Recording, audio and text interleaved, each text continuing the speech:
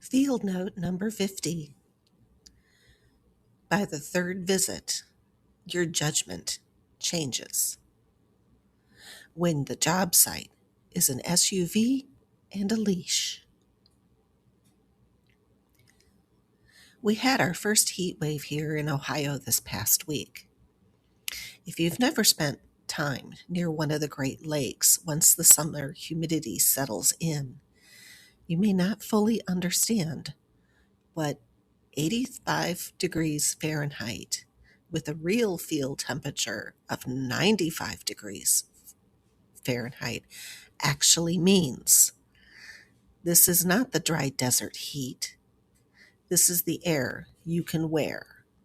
Thick humidity, heat that settles into the pavement, car seats, steering wheels, sidewalks, and your lungs. I checked my NIOSH Heat Safety Tool app that morning and was not surprised to see conditions land squarely in the danger zone. By the time I finished my last morning cat visit around 10:30 a.m., I opened my car door and stepped into what felt like a microwave oven. The kind of heat where your vehicle air conditioning does not, quote, catch up, unquote, in 5 minutes. During the 25-minute drive home, the car barely cooled down before I pulled in my own driveway. And yes, my AC was functioning exactly as designed.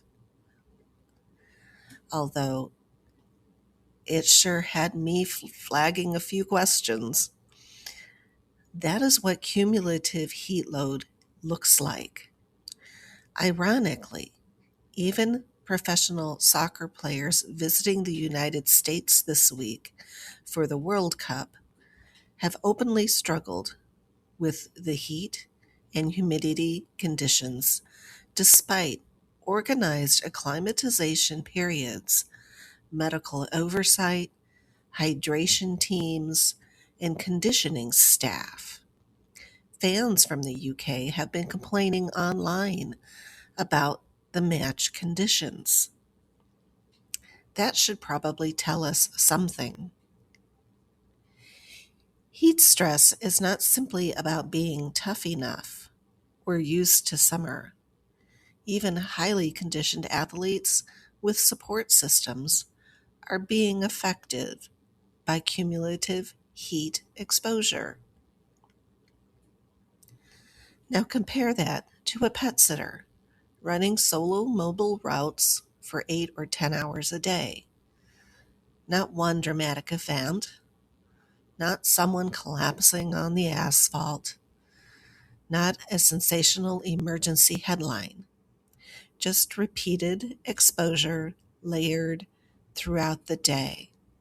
House to house, sun to shade, humidity, vehicle heat, drive time, parking lots, warm client homes, and the route pressure.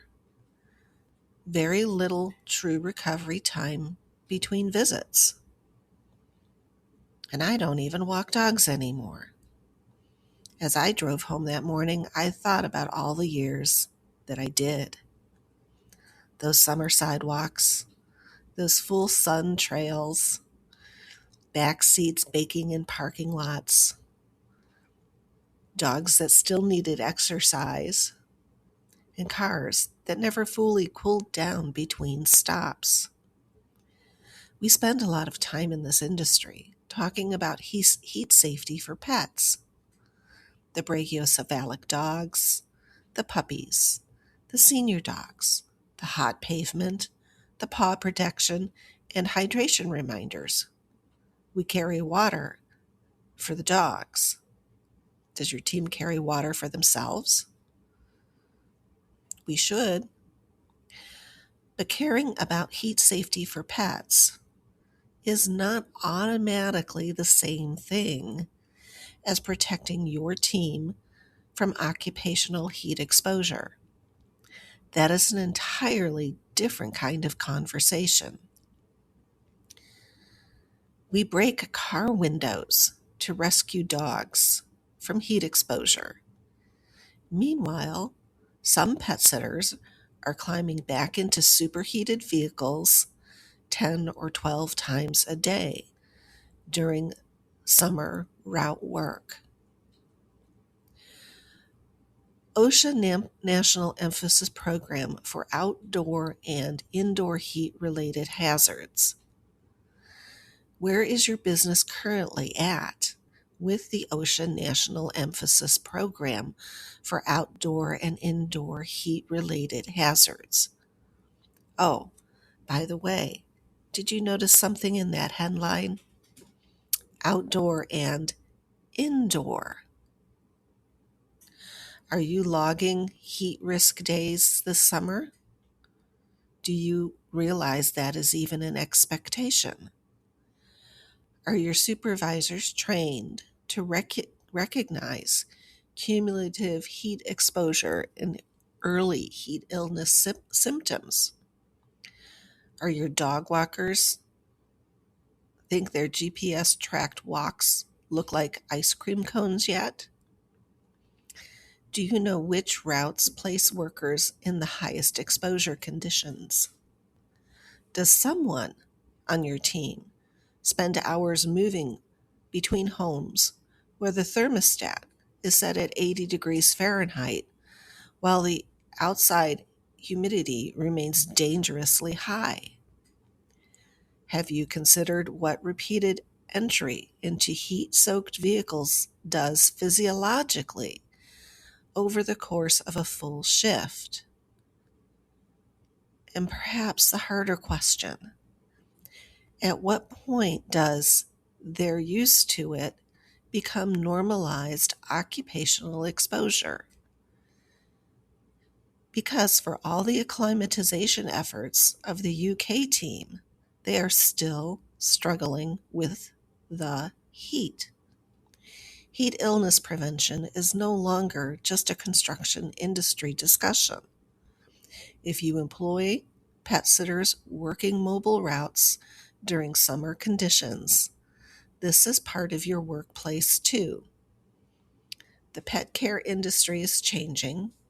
More businesses now operate with employees, route coverage, lead sitters, administrative teams, and layered scheduling systems. Yet many still think about summer heat primarily through the lens of pet safety rather than their own worker exposure. But OSHA does not care whether your employee is carrying roofing materials or walking a doodle down a subdivision sidewalk. Heat stress is heat stress, and cumulative exposure matters. Earlier this spring, shortly after OSHA expanded their national emphasis program for heat injury and illness prevention, I hosted a webinar discussion on what these changes may mean for pet care employers and mobile pet sitting operations. At the time, I think many people still viewed heat illness prevention primarily as construction or warehouse industry issue. But summer route work is occupational exposure too. And you can find the full webinar right here on Substack at OSHA Starts Acting at 80 degrees Fahrenheit. I also later developed a downloadable heat illness and injury prevention resource for the pet care businesses looking to begin documenting and evaluating heat exposure risk within their own operations.